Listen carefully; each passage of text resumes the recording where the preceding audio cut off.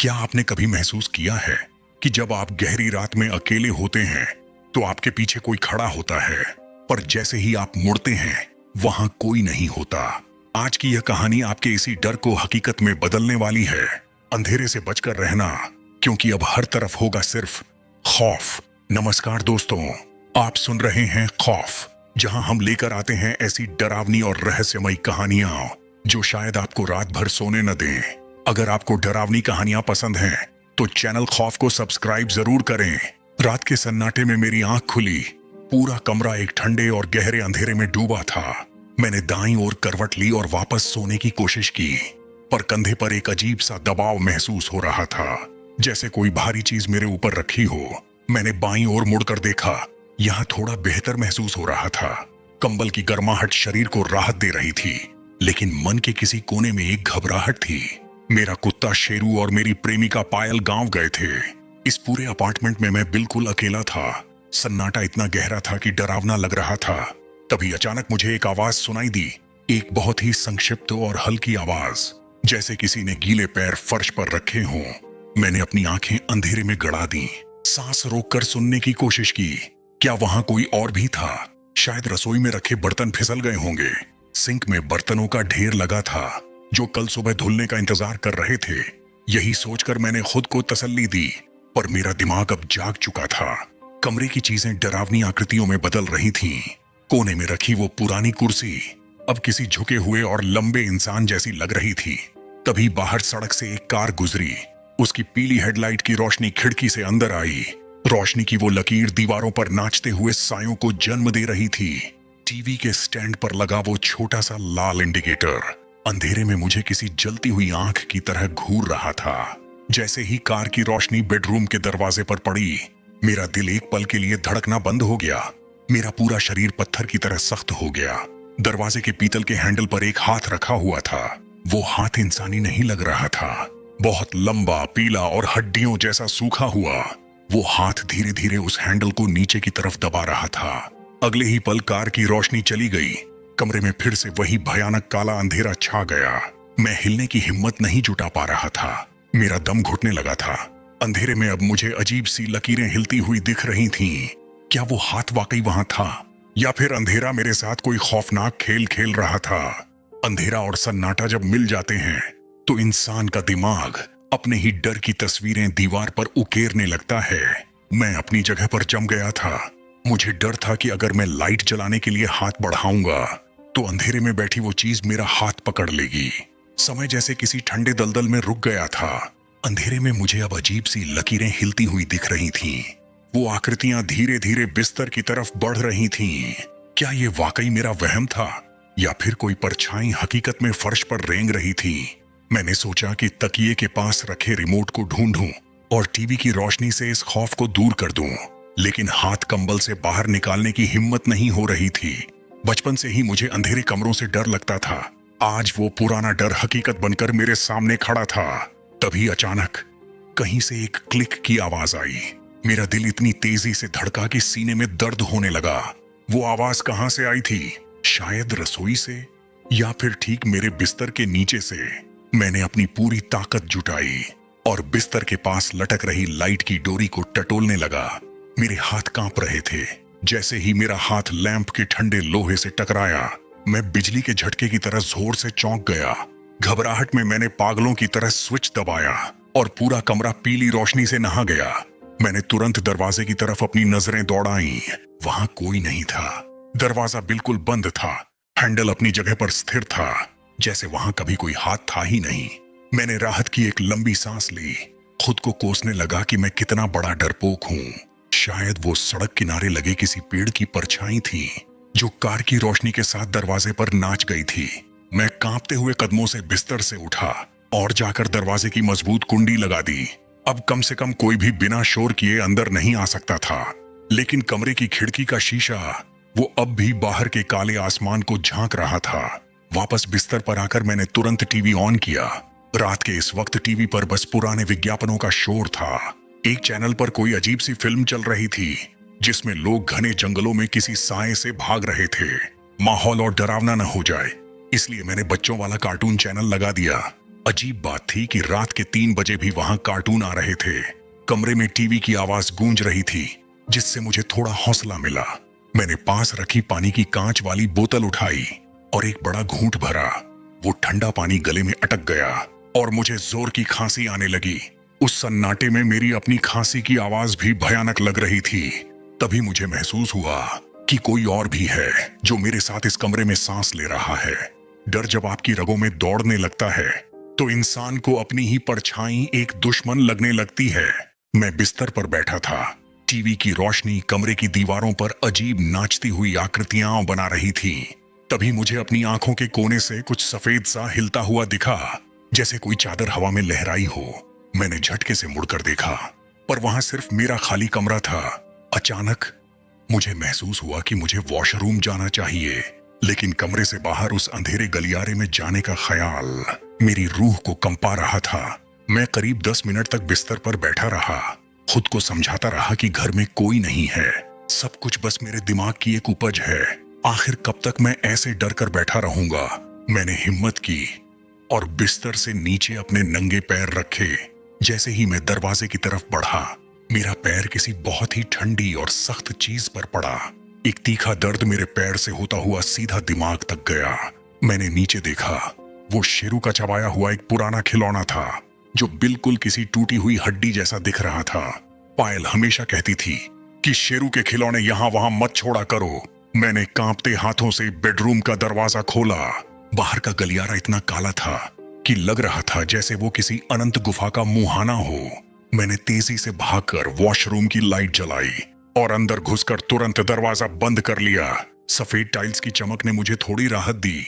मैंने नल से गिरते पानी की आवाज सुनी, ठप ठप ठप। वो आवाज उस सन्नाटे में किसी ड्रम की तरह गूंज रही थी। तभी अचानक मुझे गलियारे में किसी के चलने की आहट आई। बहुत ही दबे हुए कदम, जैसे कोई गीले पैरों से फर्श पर रेंग रहा हो। मेरे चेहरे का रंग सफेद पड़ गया। मैंने वॉशरूम के दरवाजे के छेद से बाहर झांकने की कोशिश की, पर वहां सिर्फ गहरा काला सन्नाटा था। तभी मुझे एक डरावना एहसास हुआ। मैंने वॉशरूम का दरवाजा तो अंदर से लॉक ही नहीं किया था। मेरे फेफड़ों से हवा जैसे बाहर निकल गई। मैं जरा सा पीछे हटा तो मेरा पैर गीले फर्श पर बुरी तरह फिसलते फिसलते बचा। उसी वक्त मुझे एक अजीब सी गड़गड़ाहट सुनाई दी। वो आवाज वॉशरूम के ड्रेन पाइप के अंदर से आ रही थी, जैसे कोई बहुत बड़ी चीज पाइपों के अंदर से ऊपर आने की कोशिश कर रही हो। गड़गड़ गड़गड़। वो आवाज अब सिंक के पास पहुंच चुकी थी। मैंने अपनी आंखें बंद कर ली। मुझे डर था कि अगर मैंने आंखें खोली तो सिंक के छेद से बाहर निकलता हुआ कोई चेहरा देख लूंगा। तभी वॉशरूम की लाइट अचानक टिमटिमाने लगी और शीशे में मुझे अपने पीछे एक लंबा और पीला साया दिखाई दिया। डर जब आपकी रगों में जम जाता है तो इंसान को अपनी ही धड़कन किसी के कदमों की आवाज लगने लगती है। मैं वॉशरूम के अंदर पत्थर की तरह जम गया था। शीशे में जो साया मुझे दिखा वो पलक झपकते ही गायब हो गया, जैसे वो सिर्फ मेरी डरी हुई आंखों का एक धोखा था। वो गड़गड़ाहट अब और भी तेज होती जा रही थी, जैसे सिंक के पाइप के अंदर कोई चीज तड़प रही हो। अचानक मुझे याद आया कि बाथरूम की छोटी वाली खिड़की शायद कल रात खुली रह गई थी। अगर कोई बाहर से पाइप पकड़कर तीसरी मंजिल तक आ जाए तो। मैंने ऊपर की तरफ देखा। वहां से भोर की एक बहुत ही हल्की सी नीली किरण अंदर झांक रही थी। सुबह होने वाली थी। सूरज की पहली रोशनी शायद इस खौफ को खत्म कर दे। यही सोचकर मैंने अपनी डूबती हुई हिम्मत को फिर से जोड़ा। मैंने धीरे से वॉशरूम का दरवाजा खोला और कांपते हुए कदमों से बाहर गलियारे में आया। अब रोशनी थोड़ी बढ़ चुकी थी, जिससे चीजें थोड़ी साफ दिखने लगी थीं। मैं सीधा अपनी रसोई की तरफ भागा। प्यास के मारे मेरा गला पूरी तरह सूख चुका था। मैंने सिंक से एक गिलास भरा और गटागट पानी पीने लगा। तभी मेरी नजर सिंक में पड़ी एक सफेद प्लेट पर गई। वो प्लेट बीच से बिल्कुल 2 बराबर हिस्सों में टूटी हुई थी, जैसे किसी ने उसे बहुत ही सफाई से काटा हो। मुझे अच्छी तरह याद था कि रात को सोने से पहले वो प्लेट बिल्कुल ठीक थी।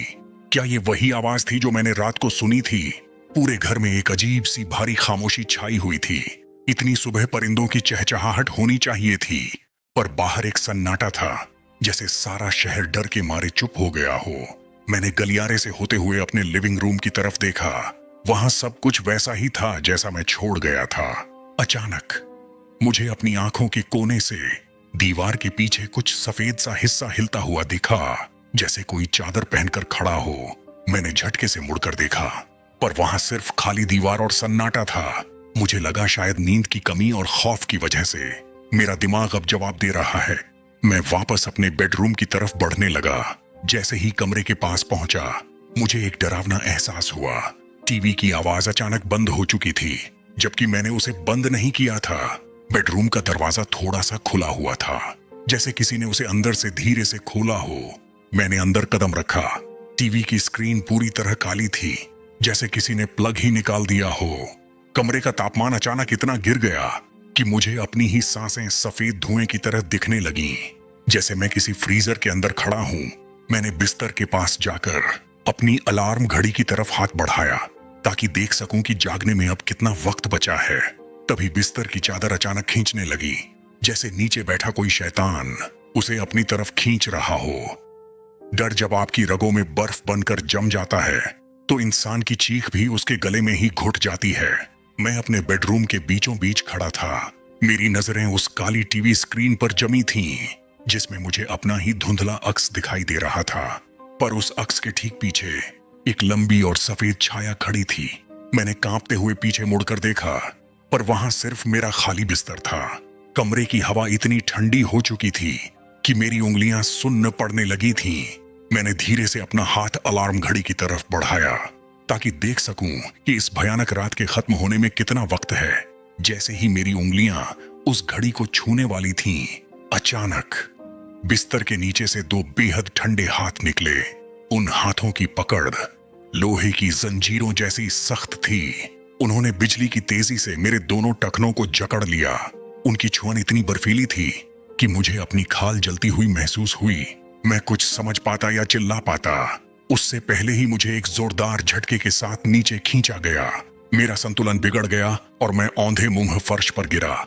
मेरा सिर जोर से बिस्तर के लकड़ी के कोने से टकराया। एक तीखा दर्द मेरी आंखों के सामने अंधेरा ले आया। मैं पागलों की तरह फर्श पर अपने हाथ मारने लगा। मैंने कालीन को कसकर पकड़ने की कोशिश की ताकि वो चीज मुझे बिस्तर के नीचे न खींच सके, लेकिन वो ताकत अमानवीय थी। मेरे नाखून कालीन को चीरते हुए फर्श पर घिसटने लगे। वो मुझे इंच दर इंच उस अंधेरे की तरफ खींच रहा था। बचाओ, कोई है। मेरे गले से सिर्फ एक दबी हुई घरघराहट निकली। पूरा अपार्टमेंट खामोश था। पायल और शेरू बहुत दूर थे। मेरी मदद करने वाला कोई नहीं था। तभी मुझे अपने पैरों की हड्डियों के छटकने की आवाज आई। एक ऐसा दर्द जैसा मैंने अपनी जिंदगी में कभी महसूस नहीं किया था। हजारों नुकीली सुइयां एक साथ मेरे पैरों के तलवों में चुभने लगी थीं, जैसे कोई ड्रिल मशीन मेरे मांस को चीर रही हो। मेरी आंखों के सामने धुंधलापन छाने लगा। मैंने अपनी आखिरी बची हुई ताकत लगाकर अपना सिर थोड़ा सा ऊपर उठाया और उस पाताल जैसे अंधेरे बिस्तर के नीचे झांकने की कोशिश की। वहां जो मैंने देखा, उसने मेरी रूह को हमेशा के लिए कुचल दिया।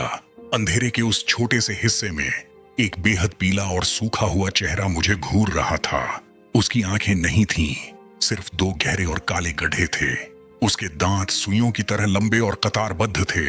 वो चेहरा बिल्कुल वैसा ही था जैसा मैंने अपनी बंद आंखों में डर के मारे सोचा था। वो चेहरा मुझे देखकर एक डरावनी मुस्कान दे रहा था, जैसे वो कह रहा हो कि वो बरसों से मेरा ही इंतजार कर रहा था। वो कोई बाहरी शैतान नहीं था, वो मेरा अपना ही डर था जो अब मांस और हड्डियों का रूप ले चुका था। खौफ जब आपकी रूह को जकड़ लेता है तो मौत भी एक राहत जैसी लगने लगती है। बिस्तर के नीचे से निकलने वाली वो अमानवीय ताकत अब मुझे पूरी तरह से अपनी गिरफ्त में ले चुकी थी। मेरे पैरों की हड्डियों के टूटने की आवाज कमरे के सन्नाटे में साफ सुनाई दे रही थी। वो पीला और सूखा हुआ चेहरा अब धीरे धीरे बिस्तर के नीचे से बाहर की तरफ सरक रहा था। उसकी खाल किसी पुराने कागज की तरह फटी हुई थी और उन काले गड्ढों जैसी आंखों में एक ऐसी भूख थी जो कभी खत्म नहीं होने वाली थी। मैं फर्श पर अपने नाखून रगड़ रहा था, मदद के लिए चिल्लाने की कोशिश कर रहा था, पर मेरे गले से सिर्फ खून की उल्टियां निकल रही थीं। उसने अचानक एक और जोरदार झटका दिया और अब मेरा आधा शरीर बिस्तर के नीचे जा चुका था। अंधेरे के उस छोटे से हिस्से में मुझे दर्जनों कटे हुए हाथ और हड्डियां दिखाई दी। क्या मैं अकेला नहीं था? क्या मुझसे पहले भी यहाँ कोई आया था? पायल, शेरू, मेरा घर, सब कुछ। अब एक धुंधली याद की तरह ओझल हो रहा था। जैसे ही उसने मुझे पूरी तरह अंदर खींचा, उसने अपना वो नुकीला चेहरा मेरे कान के पास लाया। उसकी सांसें सड़ी हुई मिट्टी जैसी बदबू दे रही थीं। उसने बहुत ही धीमी और कांपती हुई आवाज में फुसफुसाया, अब तुम मेरे हो। वो आवाज किसी इंसान की नहीं थी, वो तो जैसे हजारों मरते हुए लोगों की चीखों का मेल थी। अगले ही पल कमरे की लाइट अपने आप बंद हो गई और बेडरूम का दरवाजा एक जोरदार धमाके के साथ बंद हुआ। सन्नाटा फिर से पूरे अपार्टमेंट में पसर गया। सुबह जब सूरज की पहली किरण खिड़की से अंदर आई तो कमरा बिल्कुल वैसा ही था जैसा हमेशा रहता था। बिस्तर सही सलामत बिछा हुआ था, टीवी का प्लग अपनी जगह पर लगा था, बस फर्श पर आर्यन की एक चप्पल पड़ी थी और कालीन पर उंगलियों के घिसटने के गहरे निशान थे। पायल जब गांव से वापस आई तो उसे घर का मुख्य दरवाजा अंदर से बंद मिला। पुलिस ने दरवाजा तोड़ा तो घर खाली था। रसोई के सिंक में एक प्लेट 2 हिस्सों में टूटी पड़ी थी, पर आर्यन का कहीं कोई सुराग नहीं था। लोग कहते हैं कि आर्यन शायद अपनी मर्जी से कहीं चला गया, पर उस अपार्टमेंट के पड़ोसी आज भी रात को दीवारों के पीछे से किसी के रोने की आवाजें सुनते हैं, जैसे कोई फर्श पर अपने नाखून रगड़ रहा हो और मदद के लिए पुकार रहा हो। याद रखिएगा दोस्तों, बिस्तर के नीचे का अंधेरा कभी खाली नहीं होता, वो बस सही वक्त और सही शिकार का इंतजार करता है। अगर आपको यह कहानी पसंद आई तो चैनल खौफ को सब्सक्राइब जरूर करें, वीडियो को लाइक करें और कमेंट में लिखें खौफ। मैं फिर मिलूंगा एक नई डरावनी कहानी के साथ। अंधेरे से बचकर रहना, क्योंकि अब हर तरफ होगा सिर्फ खौफ। Subscribe now.